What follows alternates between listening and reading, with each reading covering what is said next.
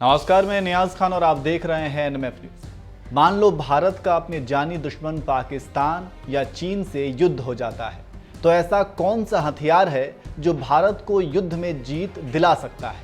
वो सिर्फ भारत के पास है, ना ही चीन और ना ही पाकिस्तान के पास। अगर आप परमाणु बम के बारे में सोच रहे हैं तो यह हथियार परमाणु बम नहीं, क्योंकि भारत, चीन, पाकिस्तान तीनों परमाणु बम से लैस है और युद्ध में गलती से भी परमाणु बम का प्रयोग हुआ तो क्या पाकिस्तान, क्या भारत और क्या चीन, किसी का भी नामो निशान नहीं रहेगा, क्योंकि पूरी दुनिया 1945 में जापान पर हुए परमाणु हमले का मंजर देख चुकी है और जापान आज तक उस हमले की त्रासदी को झेल रहा है।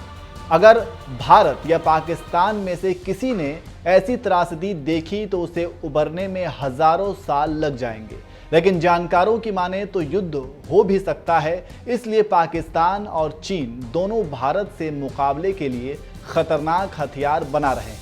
ऐसे में भारत भी मुकाबले के लिए खतरनाक हथियार बना रहा है। आज हम भारत के ऐसे ही हथियार की बात करेंगे जो चीन और पाकिस्तान पर भारी पड़ेगा। इसका नाम है कॉकर्स, जिसे पीएम मोदी ने यूपी दौरे पर झांसी में उद्घाटन किया और कहा कि भारत की ताकत को कम करके आंकना मूर्खता होगी, क्योंकि पहले दूसरों पर निर्भरता थी, लेकिन अब भारत अपने सामर्थ्य से हथियार बना रहा है और उसका प्रयोग भी करेगा। उसी कड़ी में झांसी से सेना ने भारत डायनामिक्स लिमिटेड से एक करार पर हस्ताक्षर किया और अपने दुश्मनों को सबक सिखाने और चीन पाकिस्तान के साथ युद्ध की तैयारी कर रहा है। रानी की जयंती पर किले की तलहटी से अपने संबोधन में पीएम ने लक्ष्मीबाई, झलकारी बाई से लेकर बुंदेलखंड के वीरों को नमन किया। साथियों, मेरे पीछे ऐतिहासिक झांसी का किला इस बात का जीता जागता गवाह है कि भारत कभी कोई लड़ाई शौर्य और वीरता की कमी से नहीं हारा। रानी लक्ष्मीबाई के पास अगर अंग्रेजों के बराबर संसाधन और आधुनिक हथियार होते तो देश की आजादी का इतिहास शायद कुछ और होता। जब हमें आजादी मिली तब हमारे पास अवसर था, अनुभव भी था।